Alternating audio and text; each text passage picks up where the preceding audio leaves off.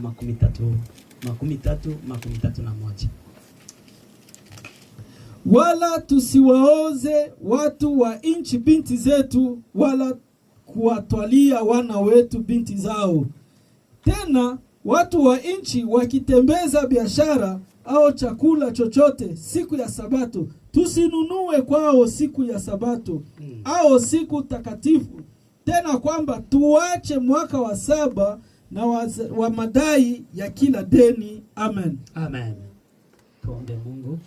Amen. Baba mweza wa yote, Mungu mtakatifu, haleluya, tuko hapa katika mchana wa leo tukiwa tumeweza kuimba na kuweza kulisifu na kuliabudu jina lako. Haleluya. Na hivi muda wa saa hii ni kwa ajili ya neno lako. Amen. Tunaomba utusaidie na ututendee mema. Mimi ambaye ninayesimama hapa kabisa nina madhaifu ambapo mimi mwenyewe siwezi.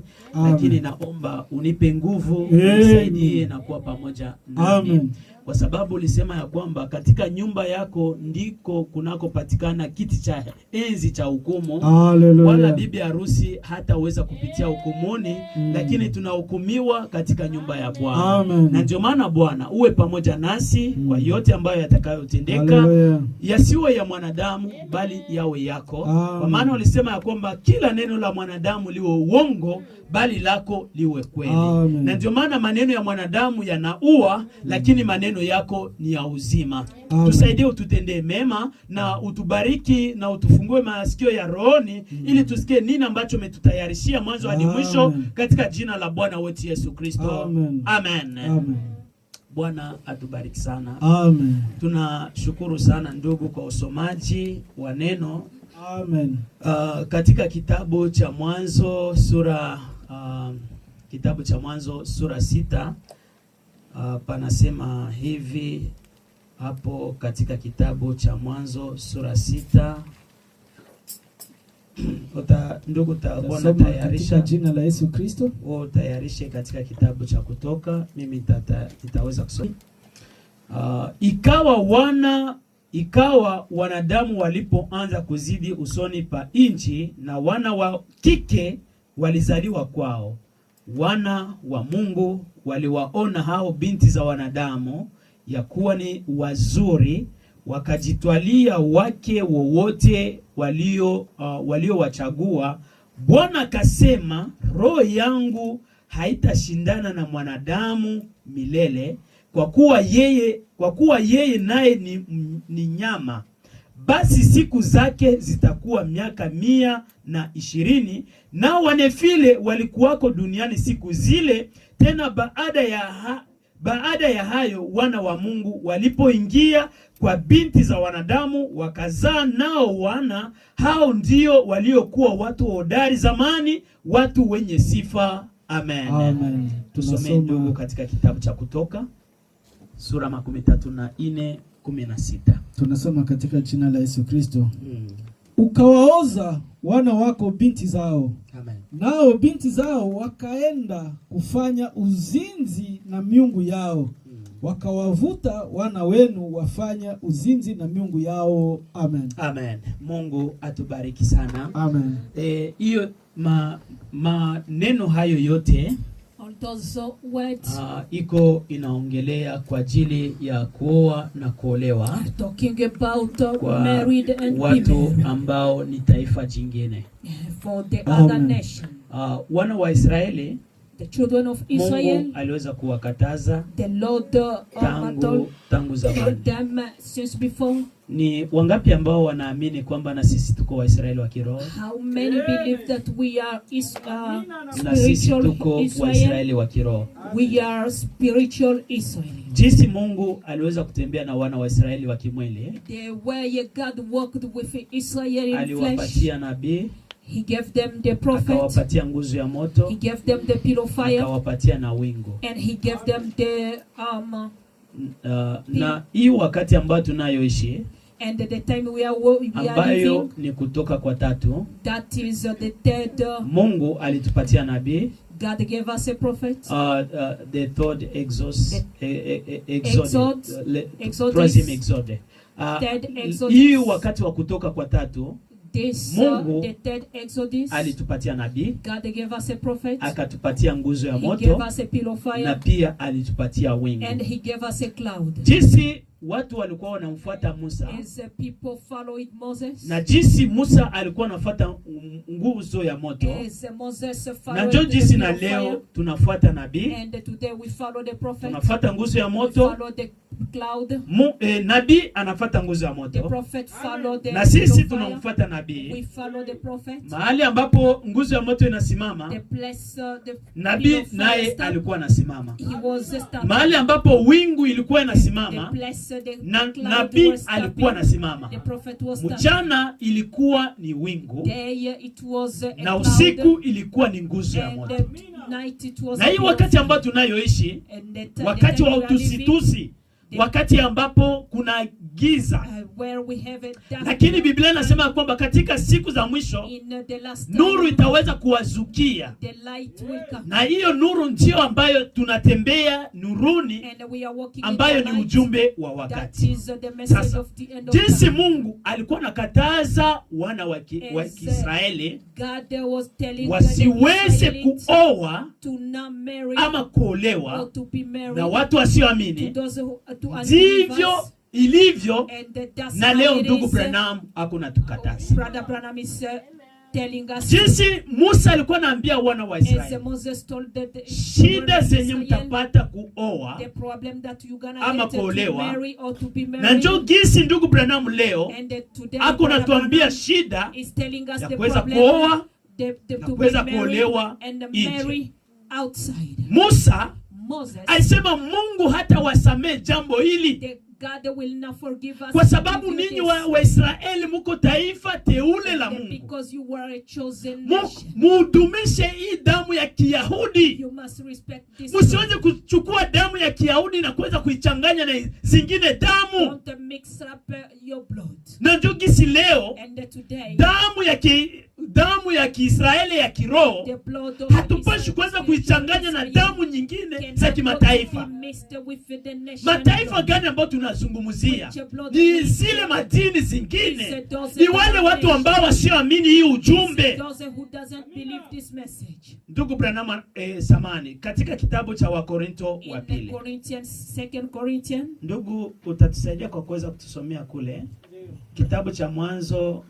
Najua wakati mlifika nyumbani mlisoma na habari za Elieza ambaye alitumwa na Ibrahimu, na hii Mwanzo 34 ilikuwa ni kwa ajili ya Dina, dada yake ya Warubeni, Benyamini na Gadi na wengine wa Naftali, ambaye yule mtoto wa mfalme Shekemu aliweza kumnajisi, na baadaye hawa watoto wa Yakobo ama watoto wa Israel wakaweza kuua wanaume wote katika mji kwa jinsi waliweza kumnajisi dada yao. Ilikuwa wana wa Israeli wao kwa wao na mataifa wao kwa wao, lakini wana wa mataifa mengine walikuwa wanapenda kukuja kuchukua wanamke ku taifa la Kiisraeli, lakini Mungu alikuwa anasema msithubutu kufanya jambo hilo. Tusomee Wakorinto wa pili. Tunasoma katika jina la Yesu Kristo. Ni karibuni sana. Msifungiwe nira pamoja na wasioamini. Amen. Kwa jinsi isivyo sawa sawa. Ndio. Kwa maana pana urafiki gani kati ya haki na uasi? Ndio. Tena pana ushirika gani kati ya nuru na giza?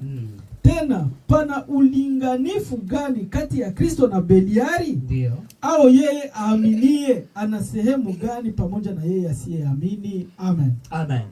Mungu atusaidie sana. Amen. Hapa tena panaendelea.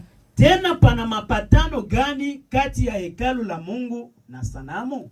Amen. Kwa maana sisi ni hekalu la Mungu aliye hai. Amen. Kama Mungu alivyosema ya kwamba nitakaa ndani yao na kati yao nitatembea. Nitatembea nami nitakuwa Mungu wao. Amen. Nao watakuwa watu wangu. Amen. Kwa hivyo tokeni kati yao. Haleluya. Mukatengwe nao, asema Bwana. Msiguse kitu kilicho kichafu, nami nitawakaribisha, nitakuwa baba kwenu, nanyi mtakuwa kwangu Hallelujah. wanangu na Amen. wa kiume na wa kike, asema Bwana Mwenyezi. Hallelujah. Amen. Mungu atusaidie sana. Hapa ni Paulo ambaye ako nazungumza. He is Paul. Nasema ya kwamba msifungiwe nira. Msifungiwe nira pamoja na wasioamini. Don't be tied to unbelievers. Amen. Au yeye anaaminie Or those who believe. ana sehemu gani pamoja na yeye asiamini? What sharing do they Amen. have Tena with the pana unbeliever? mapatano gani kati ya hekalu la Mungu na sanamu? Amen. Kwa maana sisi ni hekalu la Mungu aliye hai. Amen. Amen. Ndio anasema ya kwamba hapa tokeni kati yao. Amen. Kwa hiyo among them, tokeni kati yao, there come mkatengwe nao, asema Bwana. Msiguse kitu kilicho kichafu, touch no nami unclean things, nitawakaribisha, nitakuwa baba I kwenu, will be your father, nanyi mtakuwa kwangu wanangu wa kiume na wa kike, asema Bwana and Mwenyezi. my daughter, Amen. says the Lord. Hii ni wakati wa utengano, This is a time of separation. kama jinsi madhehebu makanisa ziko zinajiweka pamoja, As the denomination na ndio that jinsi is bibi getting harusi together, nao wako wanajiweka and pamoja. so the bride is getting together. Madini Churches, wako wanajiweka pamoja, they are wakiweza kuita getting together, ekumenisme and they are calling ama themselves umoja wa makanisa. the union Na of ndio churches. jinsi sauti ya mama Tai And the ako voice naenda of napita God katika goes ile umoja wa madini as umoja wa makanisa, among akiweza those kuchagua churches, tai mdogo ambaye iko katikati yao, ako napita na chagua ile kondoo ambayo iko katikati, na baadaye itakuja hapa. and so they will come here. Mungu asaidie The sana. Lord bless you. Katika kitabu ambacho kinaitwa Waibrania In Hebrew, mlango wa 3 sehemu ama mlango wa 3, ndugu Branham anasema hivi. Tatusaidia dada. Ndugu Branham anasema, karibuni kwa kuweza kututafsiria. Tuko pamoja. Tutaenda kumalizia somo hili ambalo linaitwa muamini we're au gonna finish this lesson called Believers, Mkristo au mwaminio Christian or believers hapashi kuoa ama kuolewa na asiamini. cannot be married with unbeliever. Tuko na wabinti hapa We have daughters here ambao watahitaji kuweza kuolewa katika siku zinazokuja. that will need to be married in the coming days. Dada yangu binti, My sister Binti, usiweze kuolewa na mtu ambaye asiamini. don't go to marry with unbeliever. Ndugu yangu ambaye Brother. uko kijana, Brother, itakapofika kuweza kuoa, when it comes to usiweze marry, kuoa binti ambaye asiamini kama vile wewe unavyoamini. don't go to marry a non-believer sister. Wewe uliye mnaziri, You who are tight, sio mzuri kuweza kuweza kuchangamana na watu wasioamini. it's not good to be mixed Madhara with unbelievers. ya kwanza iliweza kutokea. The kwa first problem Samson. comes to Samson. Ndugu Branham anasema Brother Ram is saying, Samson alikuwa mnaziri wa Mungu. Samson Alikuwa ni was mtu tu wa kawaida, hakukuwa na manyama kama jinsi hawa wa Hollywood wanakuwa he was wana just a describe. person, and not what Kosa ambalo Hollywood Samson do. alifanya What Samson ni did kwa sababu hakuweza kuchumbia ama Waibrania wenzake ama Waisraeli wenzake. is because he didn't go to Yeye marry akaanza a kuchumbia Israelite. Wafilisti. He started to go with Ikirudilia lile neno ambalo Mungu aliweza kuambia Going Musa, back to what, musiende God told kuoa Moses, nje ya kambi. do not go to marry Yes, Samson ambaye alikuwa mnaziri Samson akaenda who was kuchukua sacrificing. Delila. He went to take Delilah. Kila mtu anajua mwisho wa Samsoni, si ndio? Everyone knows Mwisho the end aliweza of Samson. kutobolewa macho, His ama eyes mbele ya was, kutobolewa macho ule mwanamke, kwa sababu alikuwa ni mpagani, because the wife alikuwa was a believer. anambembeleza. Ndugu Branham anasema alikuwa anamtia kwenye mapaja yake, Brother Branham kwenye said makwise, that akiweza he was kumbembeleza putting him na on kuweza his leg. na kuweza kumpenda tu kujua siri za nguvu He zake. was really showing Na njoo us jinsi so he aliweza could take the secret. kutoboa siri, And so he na gave baadaye the secret. akanyolewa nywele, And they took na his mwishowe hair out. akakuwa mwenye kuongoza akaongozwa na And so mtoto. he started Jua nini? to Kwa be sababu delivered ya by madhara child. ya kuweza kuoa mtu Because asiyoamini. of the problem of to go to Mara ya marry pili unbelievers. ilikuwa ni kwa ajili ya Sulemani, The second it was Salomon, ambaye alikuwa ni mfalme, He was a alikuwa na king. hekima. He was Huyo mfalme wise. ulikuwa unakuja mbele He yake, was coming to anasema wewe ni mtu fulani, him. He could tell you who unatokea he was. sehemu fulani, You na come from kenye somewhere. kinakuleta hapa ni And shida what to fulani. bring you Yani is this. alikuwa na discernement, He alikuwa had na a don de discernement, He kwa had a sababu discernment. alikuwa anatumikishwa Because he was na Roho wa Mungu ambaye alikuwa ndani the mwake. Spirit of God that Mpaka was habari ikajulikana katika the mataifa news mengine, was- wakasema kuna mfalme kule Israeli There is a ambaye king in ukifika Israel. mbele yake anakuwa na There's a you go in discerne front of ama him. anakuwa anapambanua siri ya mioyo yako. discern the secret of Ukakuwa our hearts. Malkia wa Sheba You will be ambaye alitokea Ethiopia, and there came akasema na mimi ninapenda kwenda kwa Sulemani aweze She kunipambanulia. said, "I gonna go Kisha to yule Suleiman mwanamke so akaenda he can tell na me baadaye akaweza kumpambanulia And he kile ambacho discerned kilikuwa shida kwa ule what mwanamke. was the problem to Jinsi him. Sulemani alivyokuwa na oa wanawake. Suleiman Yeye went ndiye to ambaye alikuwa marry. mfalme He mwenyewe, was a alioa wanawake wengi, He was a wanawake king that married 1000 lot of, thousand women, wives, a wanawake 1,000 wives, 1000. 1,000 Sasa wives. kuile kuchukua wanawake Taking those wamoja wa wives, Kimisri, wengine wa Kiamori, wengine wa Kilebanoni, wengine, yani jinsi alivyozidi kuoa wanawake, na baadaye kuwale wanawake wakaweza kumgeuza And among them, ule those Sulemani, they changed akaanza him. kukuwa mwabudu sanamu, And he started akaweza to worship kukufa the akiwa stars. mwabudu He sanamu. was starting Madhara ya to pili. worship Madhara ya tatu ilikuwa ni Ahabu.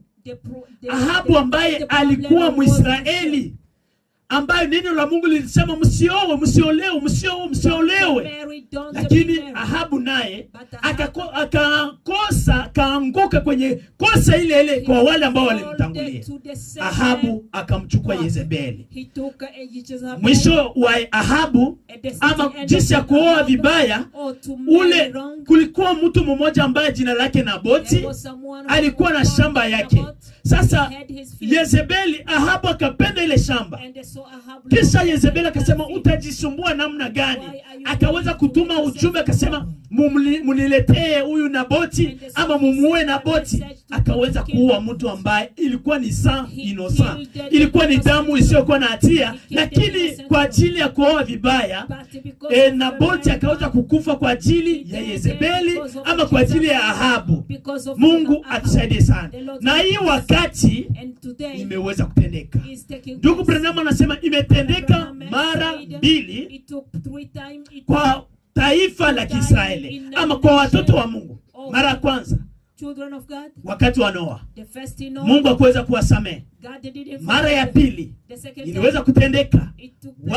wana wa Kiebrania The ama Hebrew- Waisraeli the Hebrew, walipokuwa wanatoka Misri they were kwenda from katika Egypt nchi ya to Kanaani, go in na promised ndio wakati land. ambapo Balaamu alianza kuwashawishi, kasema tuko wamoja, unaweza kuoa, unaweza kuolewa na Wamoabu, hakuna shida, watoto wa Lutu na watoto wa Ibrahimu, sote tuko pamoja, tuko wamoja. Na ndio wakati ambapo wana wa Mungu walienda kutoa bibi They took, na wakaweza wives, kujitwalia wanaume, and they na took baadaye husbands, Mungu akuweza and kuwasamehe. the Lord didn't Na hii forgive. wakati And today, Mungu ni yule yule God jana, is leo the na same man today, yesterday, and forever. turudile kile ambacho ndugu Branham alituambia. Let's go back to what Brother Branham told us.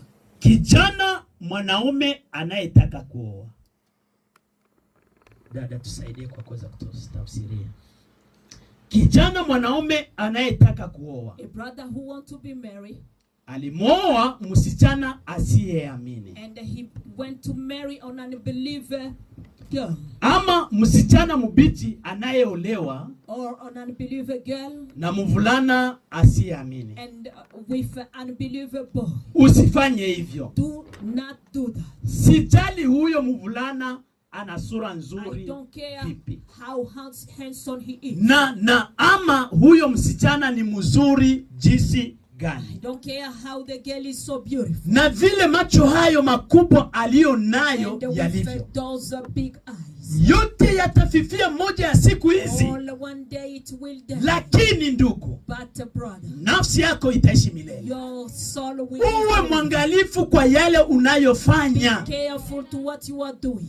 Kama huyo msichana If that girl sio mwaminio is halisi, not a believer, ama huyo mvulana sio mwaminio is halisi, not a believer, usijifungie nira namna hiyo. don't do that. Kaa mbali na hilo, Stay away. yatakuletea shida It will safarini. bring you a Amen. problem in the journey. Amen. Mtu ambaye asiamini ujumbe, The unbeliever of iwe ni garson, this message, iwe ni fie, boy, either is basi a kuweza girl, kuoa you ama cannot kuolewa na mtu huyu. marry or be married with that Jinsi unaamini Kristo ni mmoja, Mungu ni mmoja, lakini wale wanaamini kuna wa Mungu watatu. Jinsi unavyoamini kwamba hii wakati ni wakati wa mwisho, tumepewa nabii, lakini wale hawajui kama kuna nabii wakati huu. Jinsi unajua kwamba wewe ni bibi harusi, lakini wao kula hawajui kama ni bibi harusi. Sasa jinsi unavyoamini, usiweze kujifungia nira kwa mtu ambaye asiamini. Anasema kaa mbali na hilo, yatakuletea shida safari. 2 times.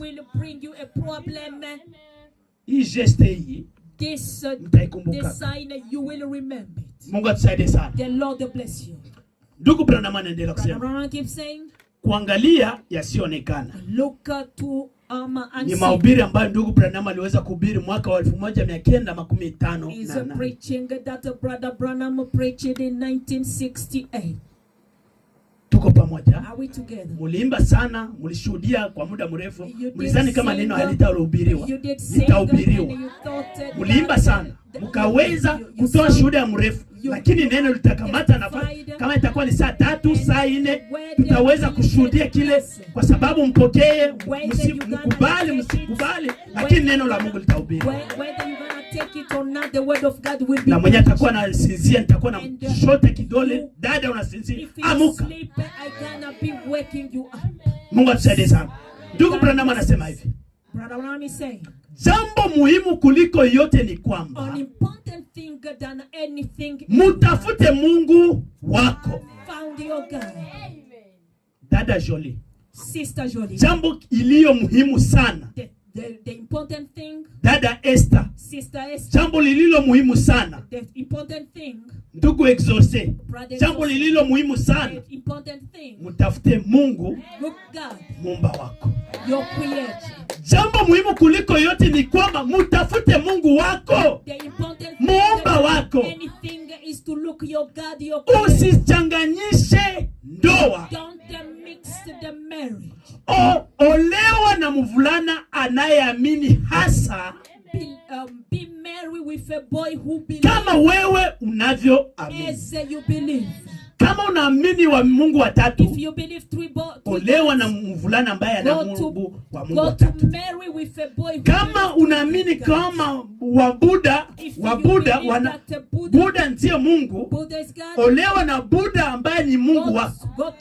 Lakini kama unamwamini kama Kristo ndiye Mungu pekee kwa ajili ya maisha yako, olewa na yule mvulana ambaye anajua kwamba Kristo ni Mungu pekee kwa ajili ya maisha yako.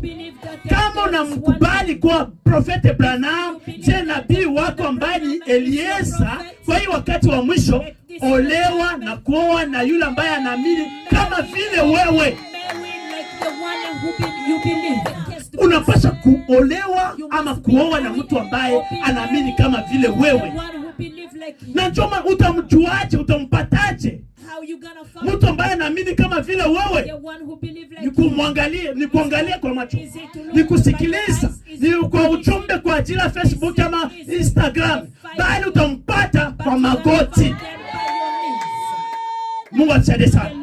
Ndugu Branham anasema, olewa na mvulana anayeamini hasa kama wewe unavyoamini.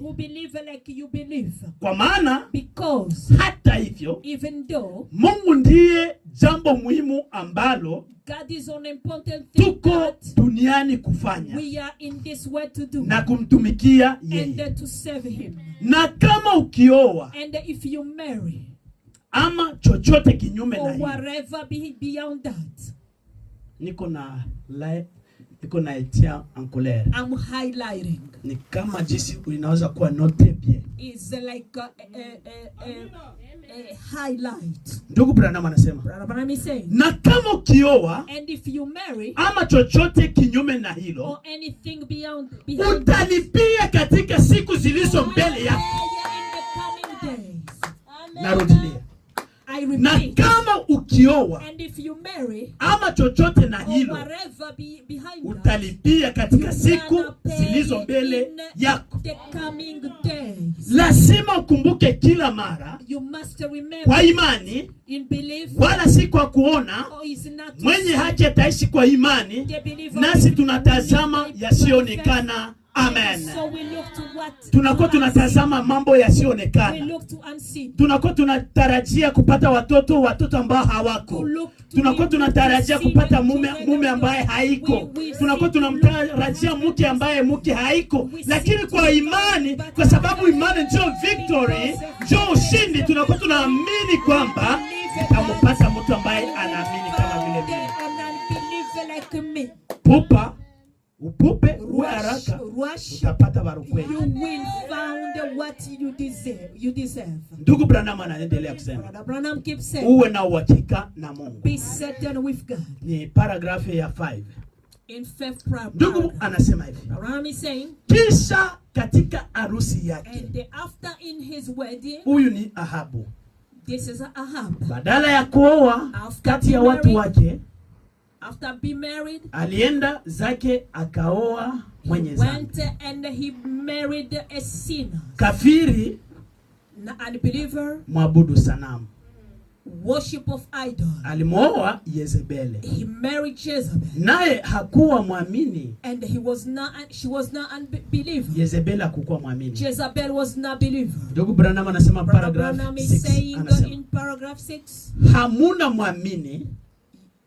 hamuna mwamini there is no believer anayepaswa kumwoa that can marry asiamini. or non-believer. Kwa hali yoyote And in any ways, unapaswa you kuoa must be married. aliyemwamini kila mara. You must Amen. marry a non Jamais et jamais never and mtu never ambaye anaamini someone who believes kuweza kuoa to asiamini. go to marry or non-believer. Jamais Never and never anayeamini someone who aende believes kuolewa na mtu go to asiamini. marry Jamais, someone jamais. unbeliever. Never and never. Ndugu Branham Brother Branham anasema katika kitabu ambacho kinaitiwa Eliya na sadaka ya unga. keep saying, keep preaching in the book called Eliya na sadaka ya unga. Elisha and Eli, an offering Elofan. of flour. Anasema hivi, He's saying, tuko pamoja? Dada Esther kule nyuma. Sister Esther, Wewe ndiye ambaye unakuwa deputy kule nyuma, kuongoza wa kule nyuma. Ndugu Branham anasema hivi, Brother Branham is saying, pepo wenye joto, pepo wenye joto the hot wind wa hukumu ulikuwa ukivuma juu ya taifa ambalo of a judgment, it was passing. lilikuwa limemsahau Mungu. They forgetted God. Hiyo ilikuwa wakati wa utawala wa Ahabu, It was the reign of Ahab, mfalme katili, mfalme mubaya a bad king, na mwovu kuliko wote wa Israeli, and the badder than anyone in Israel. na alikuwa ameoa And he was married mwenye zambi, a sinner, Yezebeli, Jezebel, ambaye who alikuwa mwabudu sanamu. he was a worship of idol. Anasema hivi, He said, na harusi and the wedding iliyochanganyika that is mixed kama hiyo like that, haifanikiwi kamwe, it cannot be successful, haiwezi kabisa kuwa. cannot happen. Ama mwanamke Or a woman atakuja kwa njia ya mwanaume, will come au to mwanaume the way, atakwenda kwa njia ya mwanamke. or go to the man ways. Naye alikuwa mwanamke mdogo mwenye kuvutia sana. And so it was Na a good woman. Ahabu Ahab alikuwa tu muamini vuguvugu. She wasn't just Alikuwa ametoa maoni yake na kusema, she was testifying that lo, vema, dini sio kitu kwangu. Church is nothing to Mimi ni mfalme. I am a king. Leo watu wanakuwa wanasema, watu wanakuwa wanasema hivi. Sema mwanamke hakwaki na dini. Ukiweza kuolewa na ule mpagani, kuna wakati ambapo unaweza kumvuta.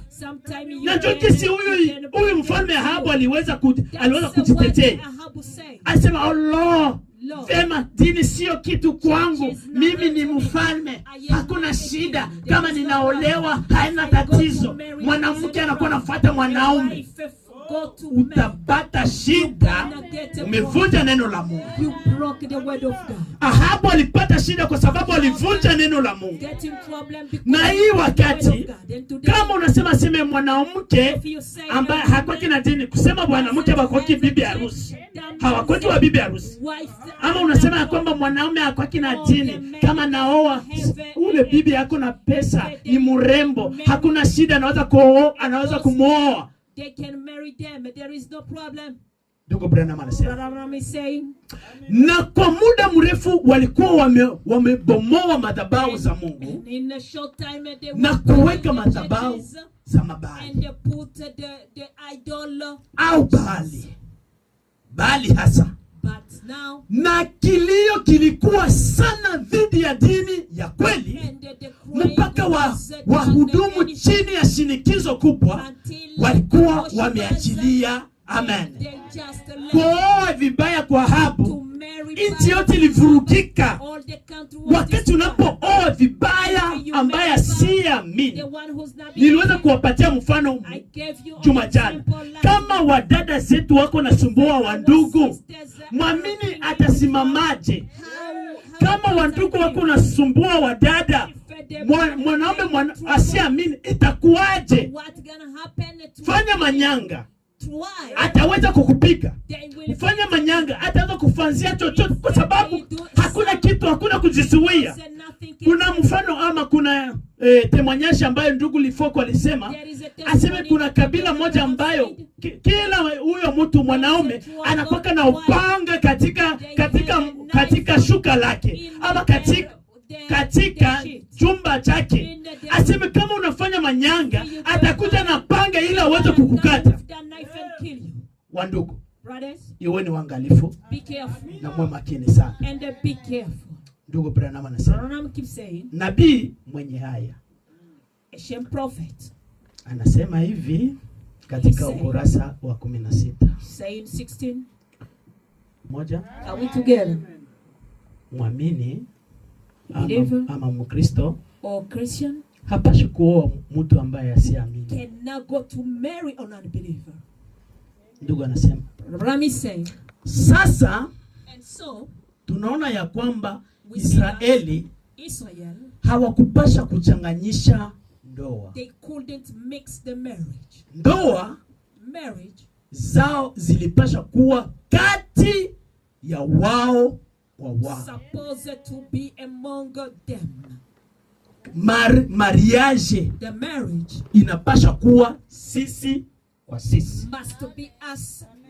Unaweza kupana temanyasha, asema kuna frere mwenye aliwezaka kuoa sere, baadaye bikashindikana, ule sere akamvuruga. Salioa mpagani.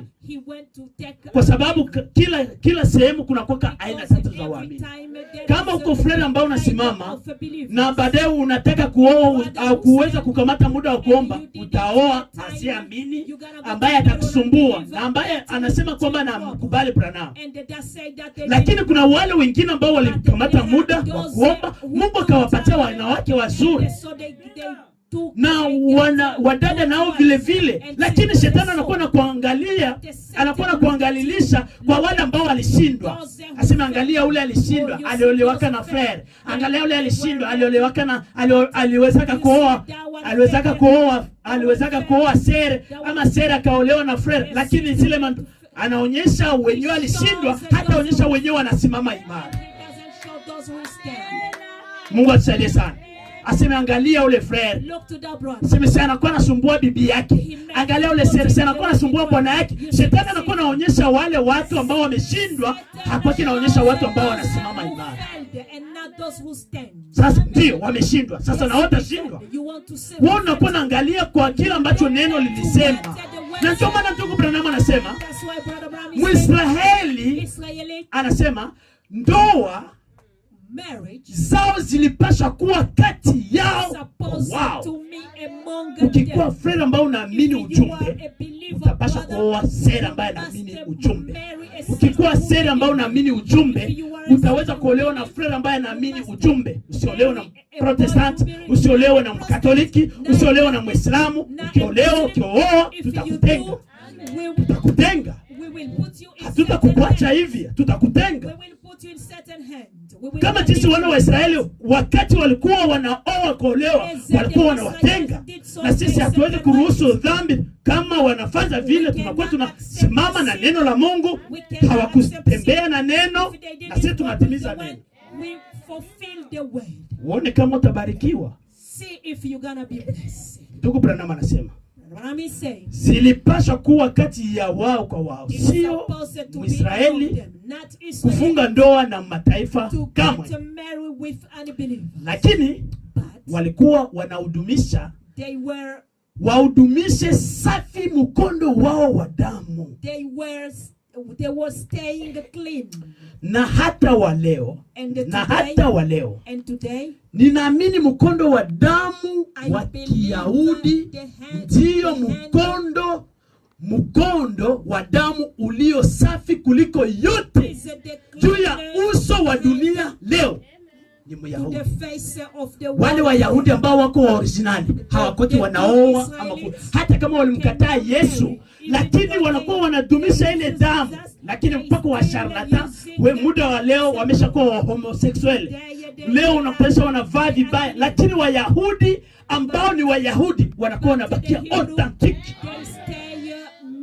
Ukifika Israeli pako Wayahudi wa authentic, na pako wale wa makuhani ambao wako authentic, wanasubiria Masia. Hata kama Masia alikuja zamani, wako katika upofu, na ndio maana hawawezi kuoa ama kuchanganya na mtu ambaye asiamini.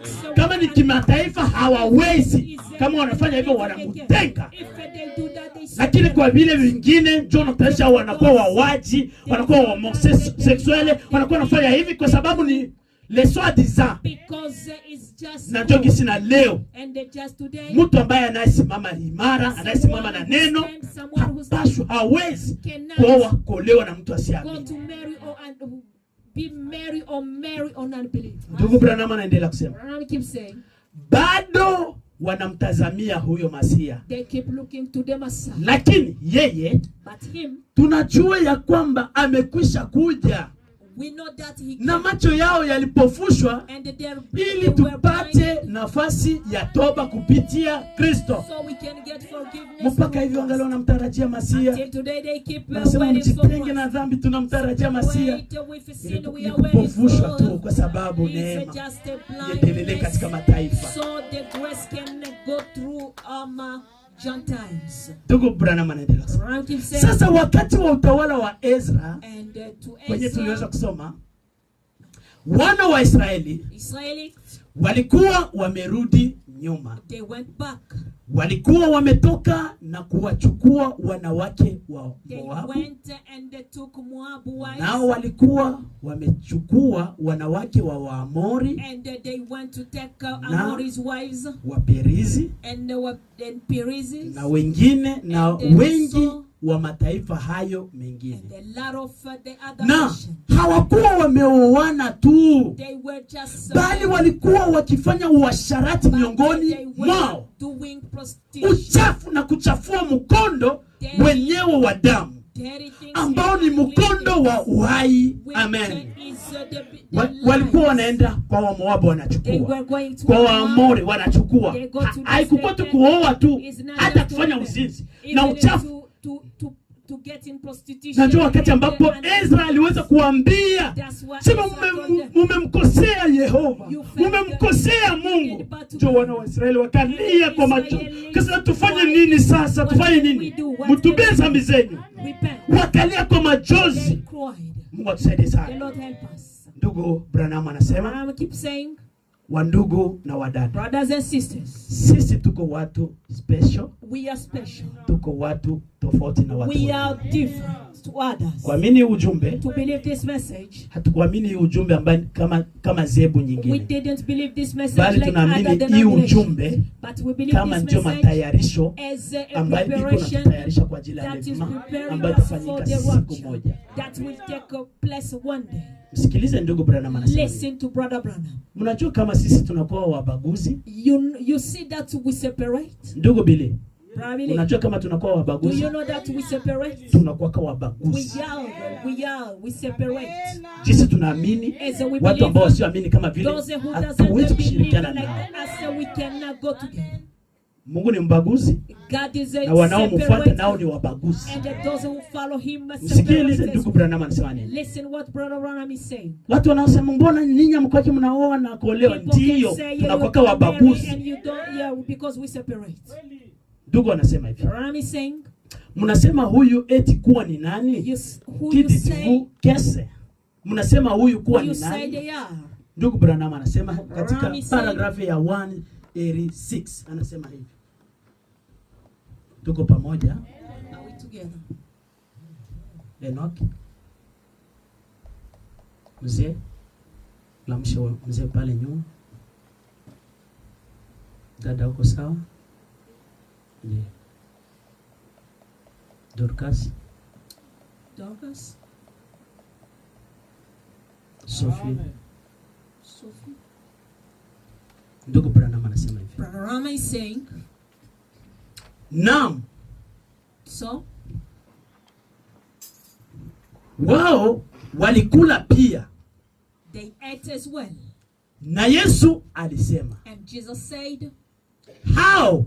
Those, kila mmoja, everyone, amekufa. Dead.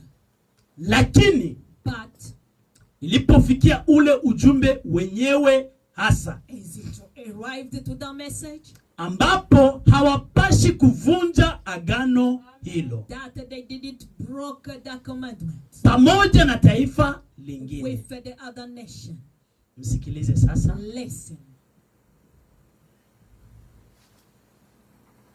Kuna nafasi ambapo nilikuwa natia ankolere. There are places that I highlighted. Ndugu Branham anasema.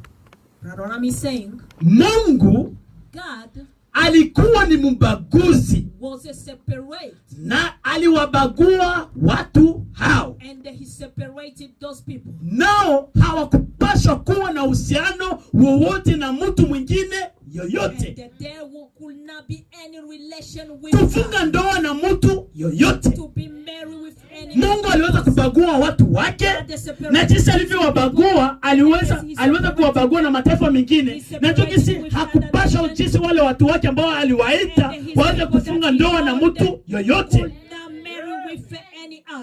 Nao hawakupaswa kuwa na uhusiano wowote na mtu mwingine yoyote.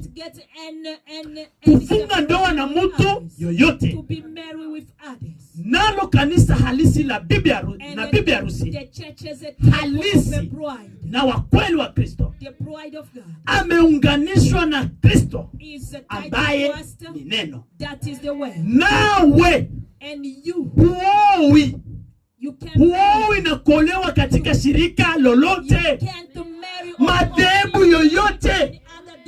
Unadumu kikamilifu pamoja na Kristo na neno hilo. Amen. Kama mtu binafsi kufanya hivyo ni utengano milele kutoka kwa Mungu. Ninatumaini kila mtu analipata hilo. Amen. Mtu ambaye anatoka katika ujumbe na kisha anakuwa mtini nyingine anatengwa milele. Mtu amebatizwa katika jina la Yesu Kristo, anamjua Branham kama ni prophet, na kisha anatoka katika ujumbe anaenda katika madini zingine, ni kufuru, zambi ambayo sio sameheka. Na jinsi wale wana wa Israeli ambao Mungu aliwaonyesha miujiza, aliweza kuwaonyesha kila ishara, lakini wakati walitumana wale watu 12 wakafika katika ile nchi ya Samaria, wakasema hatutaweza, hawa watu ni majitu, hatutaweza. Lakini Yoshua na Caleb wakasema tutaweza, na wale watu walifia jangwani. Na leo watu ambao wanakatai ujumbe, wanaenda katika madini mengine, madhehebu mengine, wanakuwa wakoraliste, wanakuwa wachungaji, ni kukufa milele. Mtu ambaye alikuwa mhubiri hapa anakuwa mhubiri madhehebu. Mtu ambaye alikuwa na pressure na kisha anakuja aseme mtanisamee frère, niliweza kurudia katika madhehebu denominationale kimoja ambacho kilikuwa kinajivalisha message na kilikuwa kikunguru, kilikuwa kwetu na kikukua cha kwetu.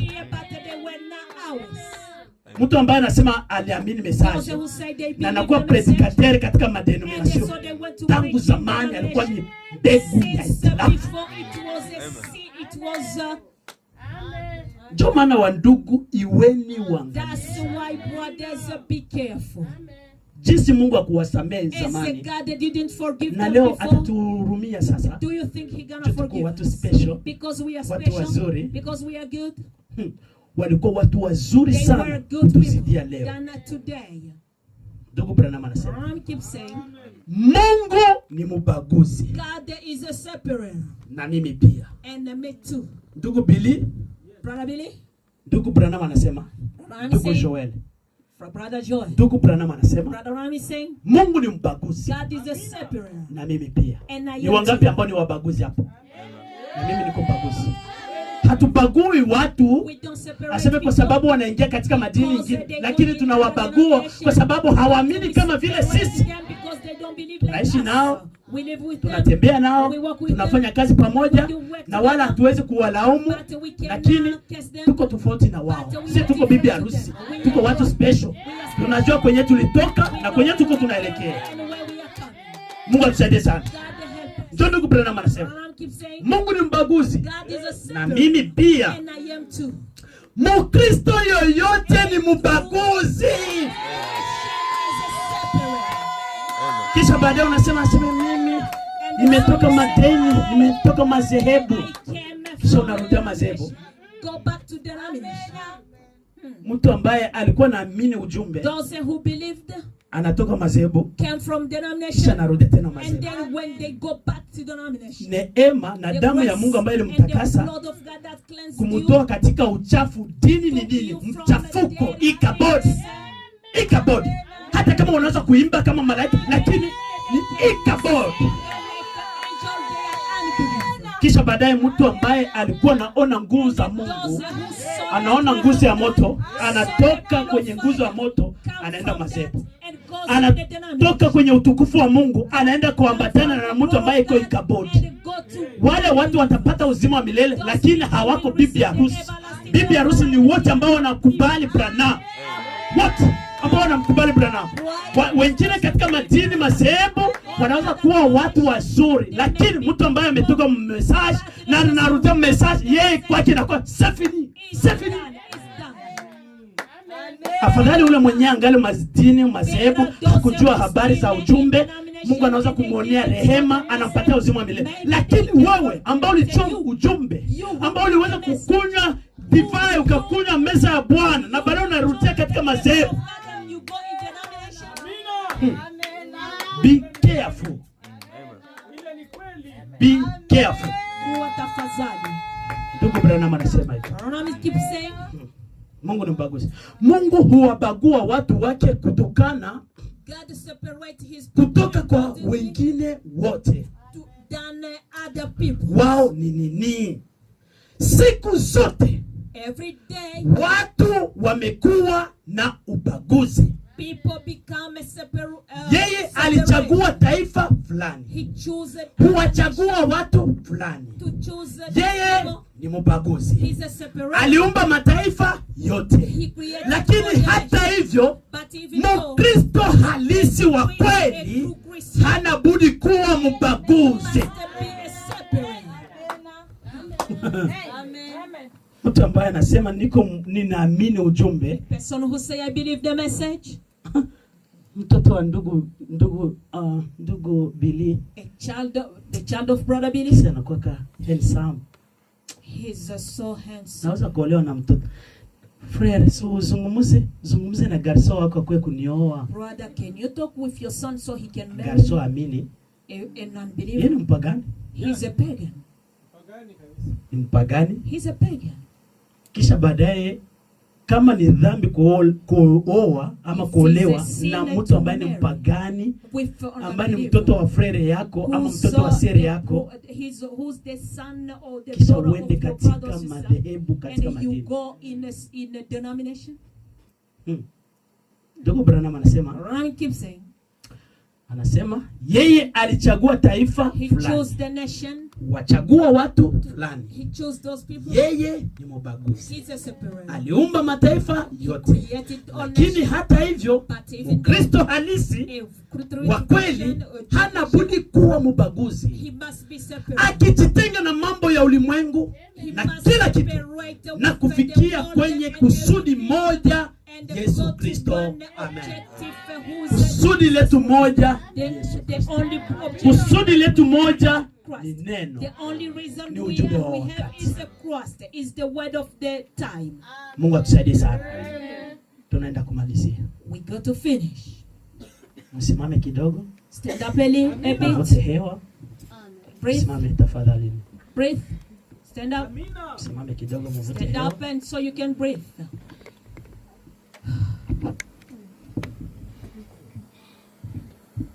Mungu atusaidie sana. The Lord help us. Unaweza kukaa chini. And so you can sit.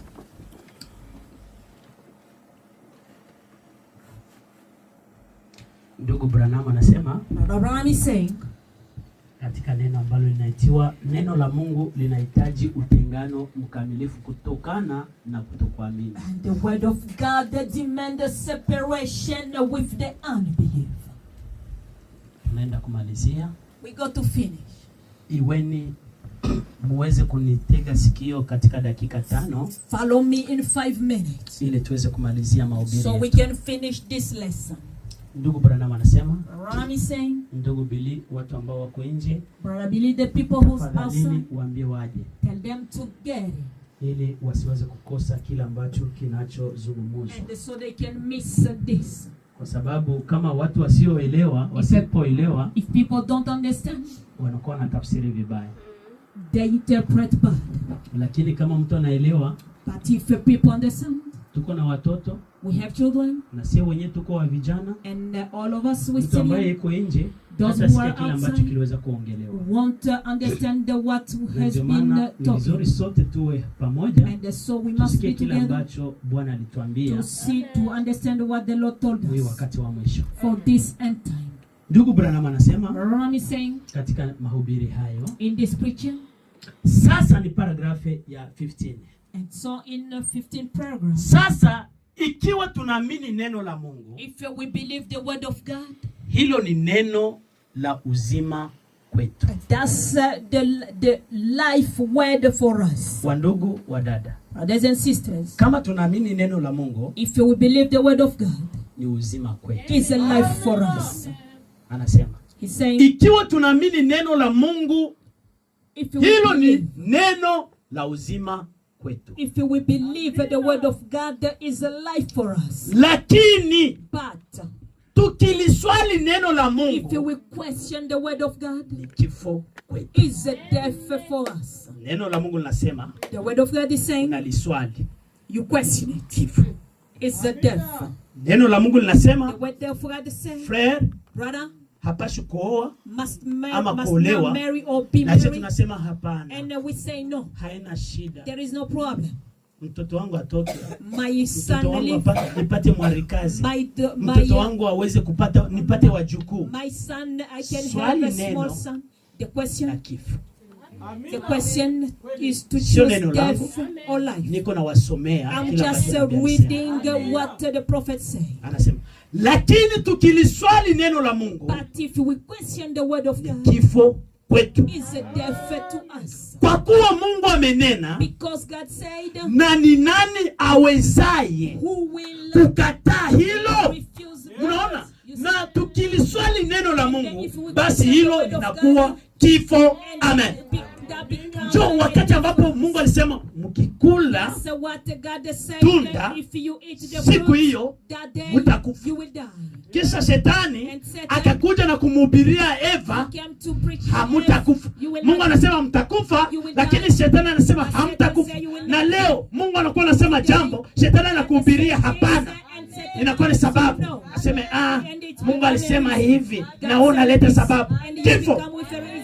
Na ndio kisi Adamu na Eva waliingia kwenye kifo, hata kama hawakukufa ile siku, lakini kwa sababu wamekataa neno walikufa. Ndugu Branham anasema, basi hilo linakuwa kifo. Paragraph 9 anasema, Mungu kamwe God never, haneni neno he can say a word isipokuwa that is not awe na sababu ya kulinena neno hili. without a reason to say that. Mungu akisema If he neno can say a word, anakuwa kana kusudi. he got a reason. Unasema You may say, alisema tu he said, atanifanyia he just tolerance. said, he just said, Alisema he just said, atanifanyia tolerance. he will give me Mungu forgiveness. akisema neno, When God say a thing, anasema Mungu kamwe God never, haneni neno isipokuwa never say awe na sababu ya kulinena neno without a hilo. reason to say that word. Yeye si kama He's mimi not like me na wewe or you. ambao tunanini tu, That we just ama say, hasa mimi or we just ambaye unena mambo mengi sana who say ya a lot of kipumbavu. things, and no sense Kuna in wakati it. ambapo mimi nasema maneno mengi ya kipumbavu, na wewe unaweza kusema maneno mengi ya kipumbavu, lakini Mungu never. But God never Akisema neno lake say ni la a word milele, is ever. haliwezi kubadilika. It cannot change. Anasema He say, Mungu hunena kila neno God say every word likiwa na maana that has sense. na jambo fulani And analojaribu kutimiza, and the things na that he will atalitimiza neno lake, he will fulfill atalitimiza kwa neno he lake, will fulfill it. na hilo litatenda kile hasa alichosema And litatenda. it will Amen. do what it's supposed to do. Acha niwashtushe Let me kwa dakika moja. tell you something for 1 minute. Mnasikia ndugu Branham anasema, You hear Brother Branham saying, Mungu wakati anaposema when God says kila neno every word, linakuwa kana maana, it has a sense. na jambo fulani analojaribu kutimiza, And the things that he na want to fulfill, atalitimiza neno lake. it will take place. Acha niwashtue kwa dakika moja. Let me make you feel for 1 minute. Tuko pamoja? Are we together? Ndugu Branham anasema, Brother Branham is saying, mzee uko na tusikia? Father, you understanding? Ndugu Branham anasema Brother Branham is saying, katika mahubiri ambayo inaitiwa hukumu kwa uwakilishi, the judgment. Mungu God, hata alisema he said katika Kumbukumbu la Torati in Torah kwamba that mtoto haramu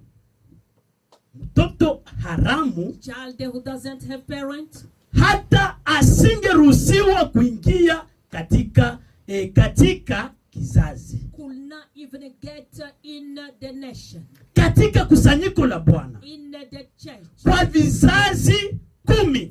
for 10 Hivyo generations. ndivyo uzinzi ulivyo mbaya. That's how prostitution. Vizazi 10. 10 generations. 10 mara 40, 10 by miaka 40. 100.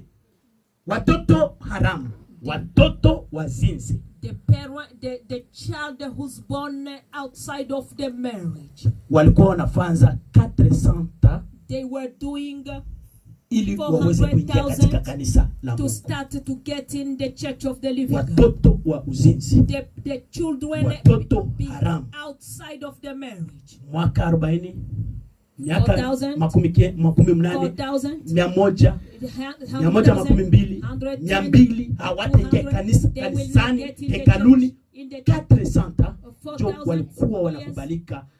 Vizazi na vizazi na vizazi na vizazi na vizazi na vizazi. Generation.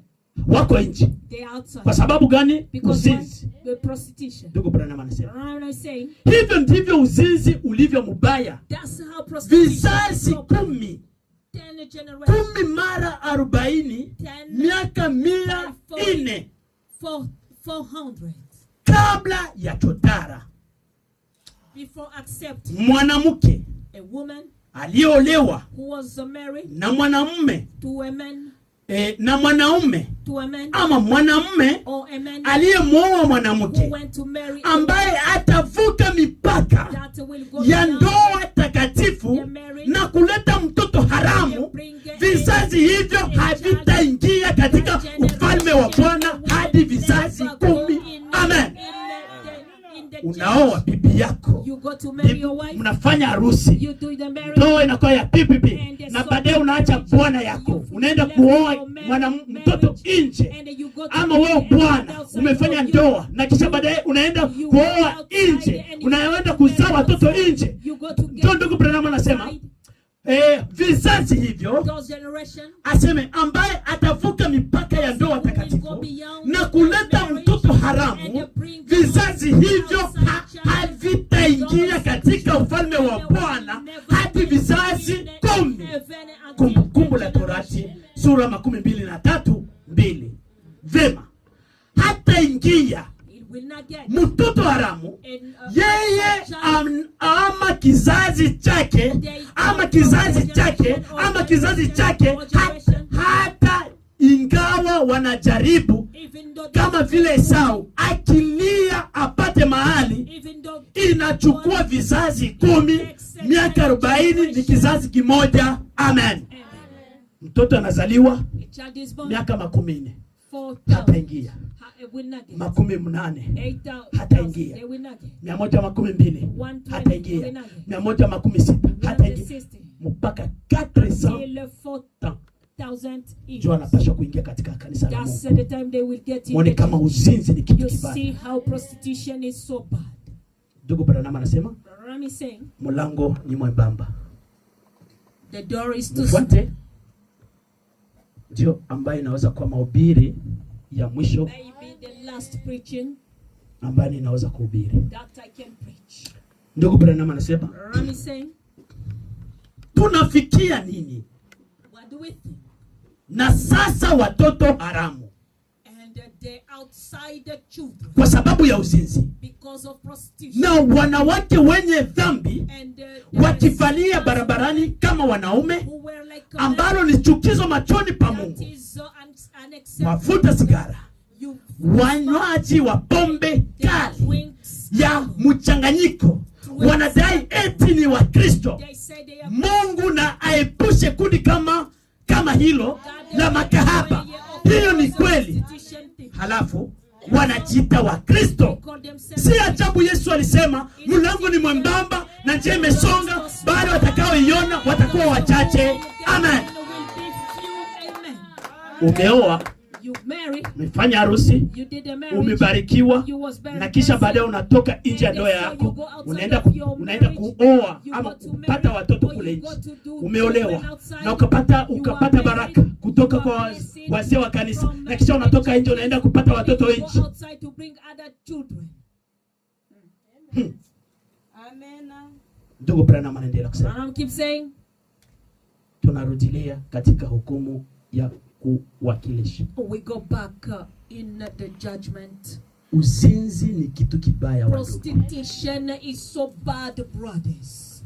Zamani Before, in the time, walikuwa wanatengwa. they were separated. Leo tunaweza zani sasa We may think Mungu njoo mwenye ako na rehema sana God is God of mercy. kuzidia zamani. Than us. Mungu haiko babu. God is not our Mungu haiko grandparent. babu. God is not our grandparent. Jinsi ya kuweza kusamehe zamani That na he leo didn't vile forgive vile. before and today. Alisema he's yeye ni yule so. jana, He said leo he's the na hata same milele. yesterday. Mungu and sio forever. mwanadamu kwa God kuweza is kubadilika. not a human to Mungu sio wa change. kigeugeu. God cannot change. Cheza na dhambi, talipa Talk with sin, mshahara wa you will dhambi. pay Na the Biblia salary inasema of mshahara wa sin. dhambi And the ni Bible is mauti. saying the salary of sin is death. Ndugu anasema Rami keeps saying, paragrafu 110, Mnaweza kuona ulimwengu huu wa kuchukiza. You can see that the world is so bad. Uliooza uko tayari kwa hukumu. That is destroyed and ready for the judgment. Movu sana. Movu sana. Really bad. Kuchanganya. To mix. Kuchanganya kile Mungu ameunganisha. Mix what God joined. Mwanamke a woman kuishi kwa uchafu to live in dirty kwa mumewe. to the man. Mume The man kuishi kwa uchafu to live and believe kwa mkewe. to the woman. Na kuleta mtoto chotara. And to bring on outside Lo. the child. Mwanamke A fulani aseme, "Lo, si ana sura nzuri." Oh, he's handsome. Unatoka ukiwa na ndoa yako na kisha baadaye unaona Kiarabu kule na unaenda kuoa na kisha unapata watoto kule, unaanza kujitapa, unaona wamekuwa watoto wazuri, angalia kwa kina zao watoto wazuri, angalia. Unatoka na wewe ukiwa mama, unaacha bwana yako, unaenda kuolewa na mtu mwingine, unaanza kujifarija, sema angalia watoto wa fulani, jo wale watoto ambao nimezaa na fulani, jo wanakuwa wazuri, watoto chotara. They are outsiders without parents. Ndugu Branham anasema, keep saying, mwanamke fulani na kuleta mtoto chotara. And bring outside child. Lo, mwanamke fulani aseme, lo, si ana sura nzuri, jamaa mkubwa, munene, mrefu. Hilo ni jambo lile lile labda Hawa aliwazia, akamzaa mtoto haramu. Naye huyo mtoto haramu alikuwa ni Kaini, na kupitia Kaini wakaja majito. Amen. Juu ya kuweza kuchanganya mbegu, because of mixing, Eva akaenda kuolewa na akaweza kulala pamoja na nyoka, akampata Kaini. Mpaka leo hiyo uzao iko natusumbua sana, uzao wa Kaini. Why? Ni kwa sababu Eva alienda kulala pamoja na nyoka. Mtu amepata ndoa yake nzuri na kisha na acha ndoa yake nzuri aende your marriage and you go upate watoto chotara. And so you get outside children. Ndugu Branham anasema, keep saying, daima imekuwa so it is, ni kitu kilicho laaniwa na Bwana. It's a cursed thing by the God. Chotara kamba linacho dini chotara, usichanganye. Amen. Daima imekuwa ni kitu kilicho laaniwa na Bwana. Chotara kaa mbali nacho, dini chotara usichanganye. Amen. Don't try to mix them. John ndugu Branham anasema, and so Brother Branham is saying, marriage and divorce, the marriage and divorce, watu ambao waliweza kuoa na kuolewa, watu ambao waliweza kufanya hivi na vile, wakaishi maisha mabaya kabla ya kuweza kujua ujumbe. Mungu alisema, umesamehewa. Brother Branham said that you were forgiven, but don't go back na ninyi Mungu amewasamehe, lakini msirudie jambo lile. Muleye sasa watoto wenyu, fundisheni watoto wenyu jinsi ninyi mlianguka, jinsi mwa mlipitia, watoto wenyu wasifuate zile nyayo. So your children cannot follow those bad behavior. Ndugu Branham anasema, Branham keep saying, tumalizie. Let us finish. Kuchanganya mbegu. Mixed. Najua mix the seed. Wagarso ambao wako hapa, the boys that I have here, unaweza kumuuliza wewe utawaka nani? You can ask them who you gonna marry. We are in America. We are in America. So I wanna try to marry a white wife. And then sister, what about you? Oh no, brother. No, I wanna do my best to have the Indian to marry to kuoa Indian. So nitafanya kitu chochote. I will do all I can. Nipate chanaume cha Kihindi. To marry on Indian. Sema mie niko black. I'm black. Kisha niolewe na black. And be married to. Siwezi kufanya hiyo kosa. I cannot do that mistake. Siwezi fanya hiyo kosa. I cannot do that mistake. Bwana Kiwi na mimi niko Kiwi. Tuoane. Vitoto vyote si vitakuwa makorobo. The children will be so black. Kwa hiyo mimi nitatafuta cha I mwanamke, will look na ndio maana kuna kutanisha wa and friends that's why brothers, wanavunja neno. they break the word. Usikilize, hiyo swali mnaweza kujiuliza, Listen, because you may kuweza have a question kuoa yourself, mtu ambaye sio rangi yako. to marry Sikilize, someone who's not kubali, your color. ukatae, shauri yako. Refuse or accepted, that's yours. Ndugu anasema, Rami say, kuchanganya mbegu, to mix a seed, kuchanganya mbegu. to mix a seed Lo, jinsi kunavyochukiza is so bad. kuchanganya To mbegu. mix seeds, Wanafanya watu chotara. they mix people. New York, In New York, karibu kubwa popo. Ninao mamia ya marafiki wa thamani weusi. I have a good friend, good people of color.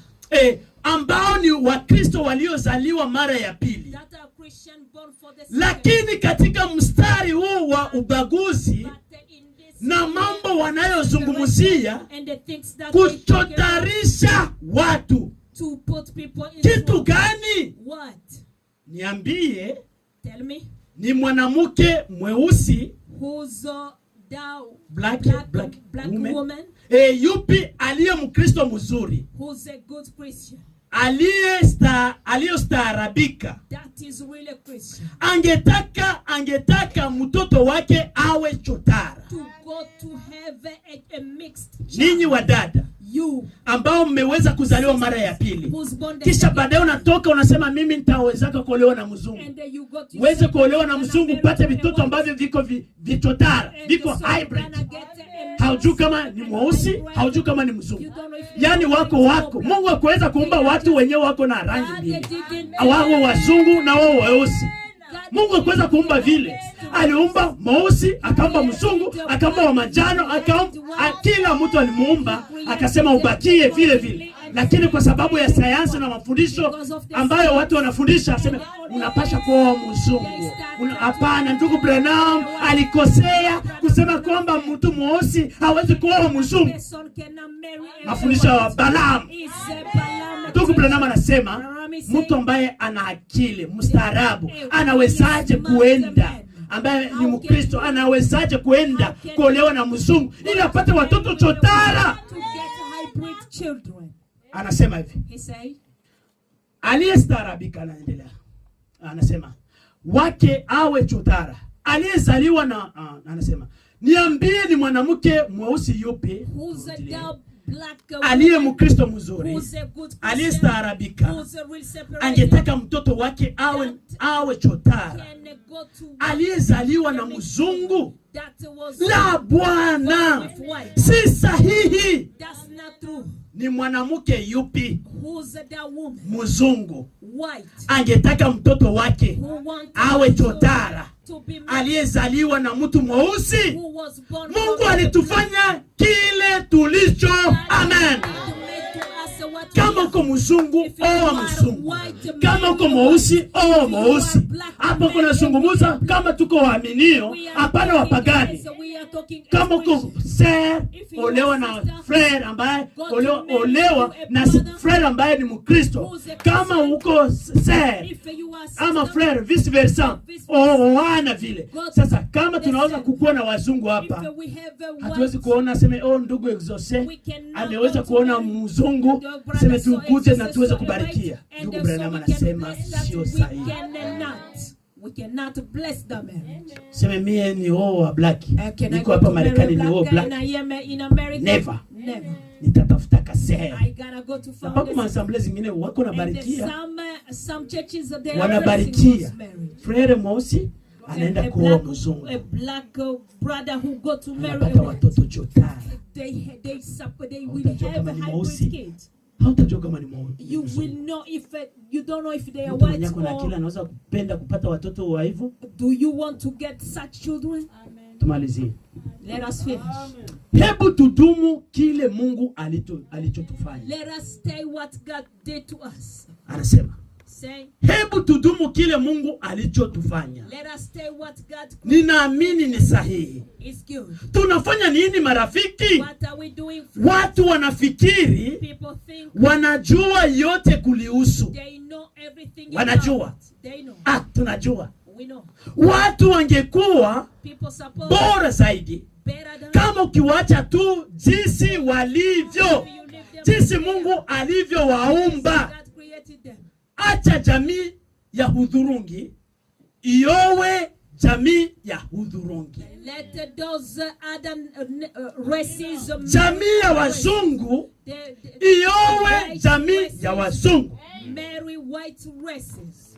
Acha jamii ya hudhurungi pojone Let those yellow iowe jamii ya hudhurungi. yellow skin marry yellow skin. Jamii ya wazungu Those iowe jamii ya wazungu. white Jamii ya weusi jamii ya wanjano. marry the white. Kila jamii iweze kuoana wao kwa wao. Every nation supposed to. Lakini leo sema hapana, haina shida, muoane, hakuna shida, mko tu wa Kristo, mko tu wa Kristo, mnaamini message. Ndugu Branham ni nabii, na ndugu Branham anasema And Brother Branham is saying, hapo tunasema juu ya wasee So na we are wafrere talking ambao tuko about ndani, brothers and hatusemi kwa watu sisters. wasioamini. we are not saying about the unbelievers. Jamii ya manjano na chochote zaidi, si baki jinsi Mungu alivyowaumba. To stay as God created them. Kama ni urujuani, If white Mungu people, aliumba ikiwa nyeupe, God created them. acha ibaki nyeupe. Let them Ni stay. samawati, That's okay. nyeusi, hudhurungi, chochote huwa lilicho liache. Amen. Let it be like that. Mungu atusaidie sana. God help us. Hiyo ni mambo ya hybridation. Ndugu That's the Branham things of anasema hybridation. tusiweze kuoa God that ama is telling kuolewa. us to not Ninyi wa marry ndugu, brothers. wakati mtaweza kusikiliza, mtaweza kukuwa na maswali haya, As you gonna have this mkumbuke question, kwamba siku moja remember that uliweza one day kusomewa na ndugu Branham. we had Na a kama lesson mtahitaji with hizi Brother shairi, Branham. tutaweza kuwatumia nazo. If you want Ukifika this nyumbani, lesson, we're gonna ukiweza send it kupambana to na shetani, As you are umuonyeshe fighting maandiko. with Waamini, Satan, wasiamini, show him bora the waonyeshe scripture. maandiko. Show the scripture. Tumalizie hapa. Let us finish. Mungu wa wakati mwovu, samahanini kwa kuweza kuwachelewesha. Forgive us to delay you. Najua ndio wakati ambao tunakuwa kanayo.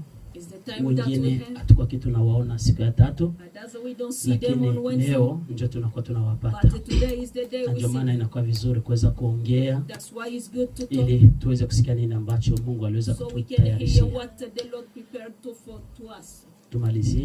Let us finish. Mungu wa wakati mwovu. Mkristo A Christian hawezi kuoa ama kuolewa na asiamini. can now go to marry with unbelievers. Ndugu anasema, Abraham is saying, angalia, look, wana wa Mungu waliwaona binti za wanadamu. son of men saw daughters of men. Si binti za Mungu, They are not daughters of God. binti za wanadamu. Daughters of men. Ya kwamba walikuwa ni wazuri. That they were beautiful. Na ikawafanya wana wa Mungu, That make son of God. ikawafanya wana wa Mungu That make kuanguka katika upotovu huu. to fall in the Na prostitution. wakawachukua wanawake wa aina hiyo And they took those na kind of women kuoana. and they get married. Na jambo hilo likasababisha wakati wa ukahaba, And that made the kama tu ilivyo siku hizi, like it is today. kama ilivyokuwa Sodoma, As it was kama ilivyobashiriwa itakuwa siku hizi. as it's supposed to be Hiyo wakati wanaume when the man na wanawake and the woman wa siku hizi for today wanabadilishana wake. they separate Kama hawamtaki mke huyu, if they don't wao wanaenda huko Reno, they Nevada, go in Nevada na kuoa and the man na ama kupatia talaka huyo na kuoa tena katika dakika 15. and marry again in 15 Nao wanawake ni warembo sana, hata karibu ni vigumu kujizuia kwao. Na ni kitu gani? Ibilisi. Munamwona shetani akiwa ngali katika urembo. See that the devil still in beauty. Angalieni. Look. angalieni, Look, wao those hawakusamehewa they didn't get forgiven hiyo dhambi. that sin.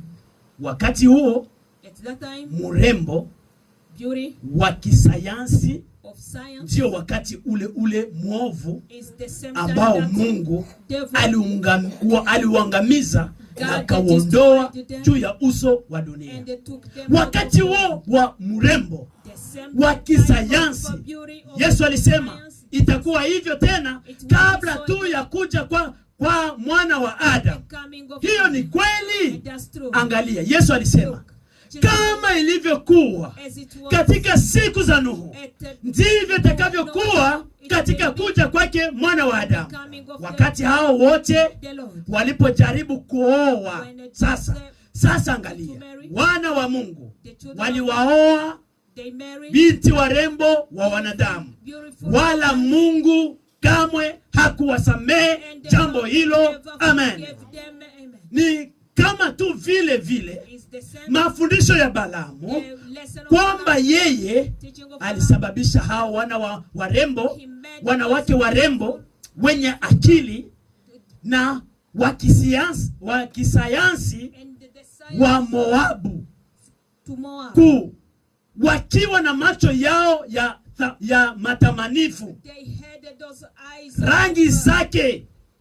rangi zake na poda, the rest and all those beauty manukato yake mazuri, kuwavutia wana wa Mungu to set dhidi ya wanawake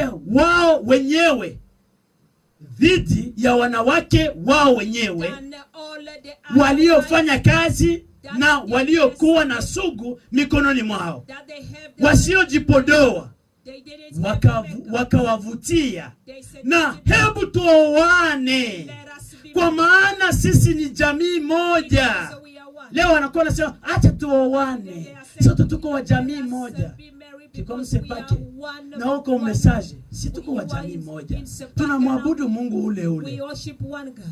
Si ndio kisa wanakuwa nafundisha? That's what they teach. Lakini hatuko wa moja. But we are not same. We are not one. Ulikuwa ni uongo. It was a lie. Huo ni uongo, ulikuwa ni uongo. That was a lie. Na kazi nzuri ya Ibilisi And the good work of Satan, kuwafanya wana wa Mungu kuoa make children of binti za wanadamu. the daughter of Ulikuwa ni uongo wa Ibilisi it was a lie of Satan kwa Balaam, to Balaam. yule nabii wa uongo, The kujaribu kutabiri to prophetize dhidi ya Musa that Moses aliyejaribu kushikilia jamii hiyo tried to pamoja, kusema vema, to say sisi tunaamini Mungu yule yule, believe the same God. tutatoa dhabihu, tunatoa dhabihu ile, tuna dhabihu zile, tunafanya kitu namna ile. The things Angalia tunakwaka tunaabudu Mungu yule. Angalia tunakwaka na tunaendaka kanisani. Angalia tunakwaka tunaimba. Angalia tunakuwa tunasema kwa lugha kama vile ninyi. Lakini tuko wabaguzi. but we are separate. Mungu atusaidie sana. God help us. Watafanana sana hata ingewapoteza walio wateule kama yamkini. They will Mnaona? look the same until Tokeni kwake enyi watu wangu. get out my Hamuna uhusiano wowote naye. Amen. Tokeni kati yao. Hatuna uhusiano wowote na watu wasioamini. Mungu awabariki na Mungu abariki neno lake katika jina la Yesu Kristo. Amen.